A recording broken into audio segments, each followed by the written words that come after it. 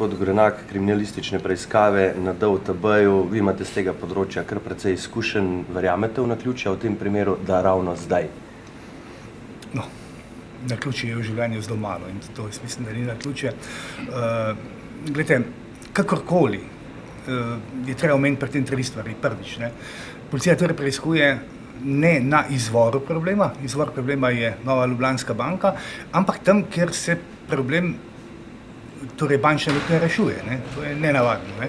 Zdaj, svetovalne pogodbe ima tako DUTB, kot jih ima Ljubljanska banka. Iz Ljubljanske banke je tudi bilo odnešenih nekaj manj kot milijon evrov se strani podjetja gospoda Kosa, pa to ne preiskuje nihče, preiskuje pa DUTB. Nenavaden je tudi čas.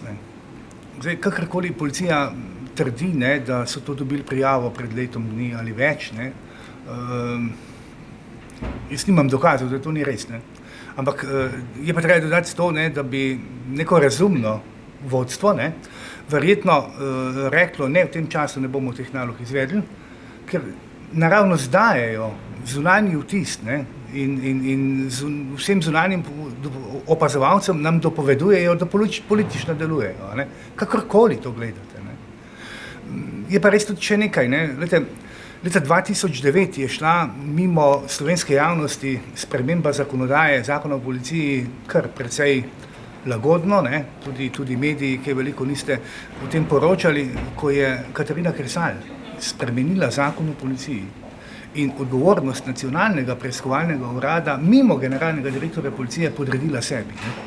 Mi smo imeli kar nekaj let tako stanje, do leta 2013, ko sem sam v bistvu to stanje v zakonu o organizaciji in delu policije vrnil na neko staro stanje, da je NPU odgovoren seveda direktorju policije in ne več politiku, ministru. Tako da nenavadne stvari se okoli tega dogajajo, to je treba reči. Zdaj, ko ni več Niberka in Mansona, menite, da bodo ti kriminalisti prej prišli do željene dokumentacije? No, najprej bi jih jaz, če bi recimo vodil policijo, poslal v Ljubljansko banko. Tam je začetek problema in ne na DUTB-ju. Ljubljanska banka bi po mojem mnenju mogla recimo sprazniti ene 50 pisarn, bi jim jaz rekel, in dati jih na razpolago kriminalistom, pa reči, pridite, gospodje kriminalisti, preiskujte, podrejenim uslužbencem pa bi gospod Medja lahko naročil, da so na razpolago kriminalistom z vsemi podatki. To bi bilo pravo preiskovanje vse te zadeve.